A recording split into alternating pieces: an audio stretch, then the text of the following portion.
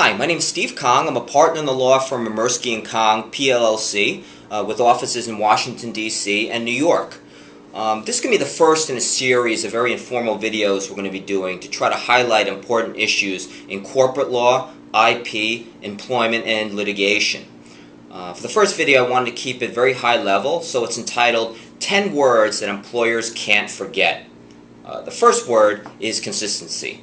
Whenever you're going to be making employment-related decisions, you really have to be consistent, whether it's in salary, hiring, benefits, assignments, bonuses. You really should be treating similarly situated employees the same as much as possible. What that helps to do is it really helps to defend you against arguments that you're treating people differently in an improper fashion, namely that you're treating people differently based on protected characteristics such as race, sex, religion, age, etc. I know it's a very exhausting process, but it's really an exercise you have to undertake. A related issue, whenever you're going to be making very important decisions, remember that you're setting a precedent for later on. So going forward, if you're ever going to deviate from precedent, you better have a good reason for doing so, or else you're going to have a litigation problem on your hands. The second word is audit. People change, your practices change, your business changes. You really have to keep up to date on what you're doing from an employment perspective as a company. What you should be doing at the very least is getting your senior managers together every year to really dig down and take a look at your employment practices. Take a look at your employment manual. If you don't have one, you better put one in place. Maybe that has to be changed. How is morale? Is it up, down? What could we improve? What are we doing wrong? What do we have to do to stay in compliance? Things like that. Really, when companies don't keep up to date and flexible on their policies is when they really start to get into trouble. The third word is objectivity. When you're making employment decisions, you really want to base it on objective criteria as much as possible. No one's saying that using subjective criteria like gut feel, things that are kind of traditional, gut feel, presentation, presence, personality, things like that aren't important. They're also very legitimate. But I don't want to underemphasize the importance of balancing that out or relying on objective factors such as job experience, education, other objective measures of skills like productivity and number of people managed. These kinds of things, these objective factors, is really what really helps to defend you and insulate you from discrimination claims, because a lot of them, again, are based on the idea that you're making subjective decisions in an improper fashion. You know, the fourth word I want to emphasize is decisiveness.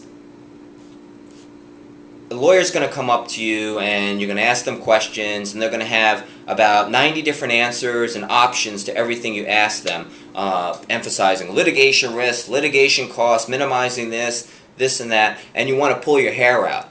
But one thing you got to remember, be decisive, don't get paralyzed, because that's where your problem's going to lie. What you have to do is let your business needs be your guide, whether it's economics, PR, employee morale. Confront your lawyer and ask them, is what I want to do legally feasible? Get the answer. Decide what you want to do, make a decision, and go forward with it. Treat your legal decisions just like with the same care and inquiry as you would your business decisions. Okay. The fifth word is document. I know people clients might come up to me and say that, well, I have a great memory. Why do I need to write things down? You know, you have a great memory. That's great. Congratulations. It's not going to do you much good when an employee later claims that you promised them a big bonus, or that you told them that they were an at-will employee when you claim you didn't say that. So it's not going to do you much good. You never want to get into a battle of credibility with your employee, because what that does, it kind of drags out the litigation, and also you could lose. You know, the day of the oral agreement and the handshake agreement are over, unfortunately. Some examples of things you should be doing is that if you have an important conversation, memorialize that conversation in a memo to file afterwards. there's really a lot of evidentiary weight to writing things down in a memo right after it occurs. If you're going to change a policy, implement a policy, write down, have it written why you're doing the policy or why you're deviating from the policy and your reasons for doing so. It's very important to do that. Also, if you're going to enter an agreement with an employee, get the employee to sign it so they can't back away from it later on or claim or deny the existence of that agreement later on.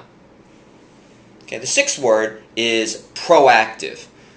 Being proactive in your decisions it just improves employee morale, and it really helps to reduce your risk of employment litigation. If you have little problems, you really want to nip them in the bud before they escalate and become disastrous. A key thing here is that your initial inclination, let's say your company did something wrong, but it's minor, is to deny, and just escalates, and all of a sudden you're in a lawsuit. Or maybe the better decision would have been to lick your wounds, admit that your company did something wrong, fix it, and the problem is done. There's nothing wrong with that. You want to avoid litigation. That's what's key. An example would be if somebody has a chair and you don't give them a chair and all of a sudden they claim it's for a discriminatory purpose.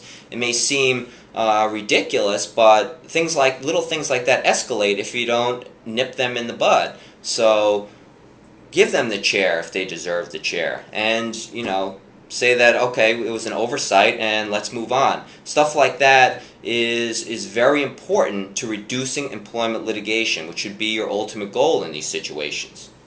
Number 7 would be fairness. It would seem to be almost high schoolish or even grammar schoolish to say that, oh, you should be fair to your employees, but it's worth emphasizing that you should have policies that are even-handed and treat employees up and down the food chain the same, again, as much as possible.